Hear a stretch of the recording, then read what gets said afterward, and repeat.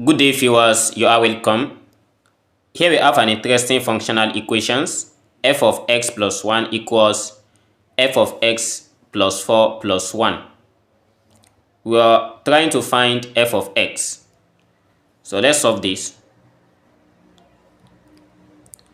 So at this side, which is the left hand side, we have f of x plus 1. So equals f of x plus 4 plus 1. If I write this in form of f of x plus 4, this equals, I'm going to take this 1 to this side, and we have f of x plus 1 minus 1. So next, if I let x plus 1 to be equals t, so this implies that x plus 4 will be equals, so t plus 3. So this is just like adding 3 to both sides. So I'm representing everything here, every x with t. Next we have f of t plus 3 equals f of t minus 1. So after having this, so since we have f of t plus 3 equals f of t minus 1, we want to derive a particular pattern here. We have this as 3 and this is t for all t which is a member of real number. Let's say I add 3 to this side. We have this as f of t plus 6. So this gives us f of t plus 3 minus 1. It's just like we let t equals t plus 3 from this side. So that is just replacement, adding 3 to this. And here we have f of t plus 3, which is f of t minus 1 from the above. Here by replacing it, we have, instead of f of t plus 3, we have it as f of t minus 1 minus 1, which gives us f of t minus 2. This is for f of t plus 6. And again, if you add another one, making f of t plus 9, this gives us f of t plus 6 minus 1. But f of t plus 6 is given as f of t minus 2. Therefore, we have f of 9 equals f of t minus 2 minus 1. That gives us minus 3. And if we continue in this way, when we continue this way, we are going to have f of t plus, the next one will be 12, which equals f of t plus 9 minus 1. But f of t plus 9 is given as f of t minus 3 minus 1. And where we have it as f of t minus 4. What do we observe?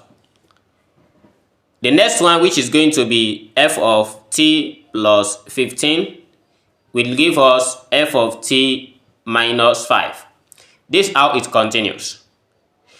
So let's derive this in a general form. So the general form of this will be f of t plus, if I call this a particular number k, since these are increasing by 3, we are going to have it as f of t plus 3k equals f of t minus k.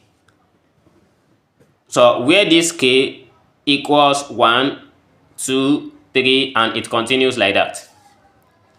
If k equals to 1, we have f of t plus 3 equals f of t minus 1. So this is what we are going to have. Then to get f of t in a general way, we are going to have to assume, if we assume a general linear form, because this is a linear form, we assume a general linear form of f of x equals mx plus c. And by changing this x to t, we have f of t equals mt plus c. Then from the first one, before we derive all this, we have it as f of t plus 3 equals f of t minus 1. But we have f of t already, which is mt plus c. We need to get f of t plus 3. So which means we are still applying this formula. We just change t to t plus 3.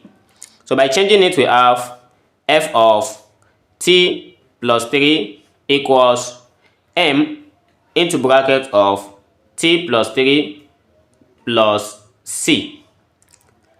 And we equate the two together. We are going to equate because we have f of t plus 3 equals f of t minus 1. So we have f of t plus 3 already, and we have f of t, which is mt plus c.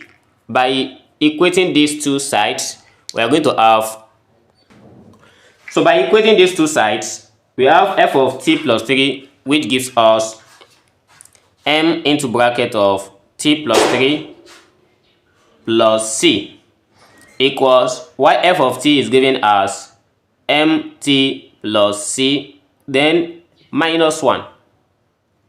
So by opening this parenthesis with m, we have mt plus m times 3, that is 3m. Then plus c equals mt plus c minus 1. If mt cancelled mt and c cancelled c, here we have 3m equals minus 1.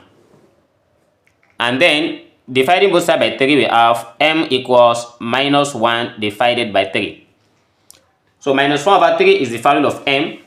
And when we now recall from where we left the linear form, hence we have f of t equals m, which is minus 1 over 3, then multiplied by t plus c. Therefore, changing this t to x, we have f of x equals minus 1 over 3x plus c. This is the final answer to this problem. Thanks for watching. See you in the next video. Never stop learning. Bye bye.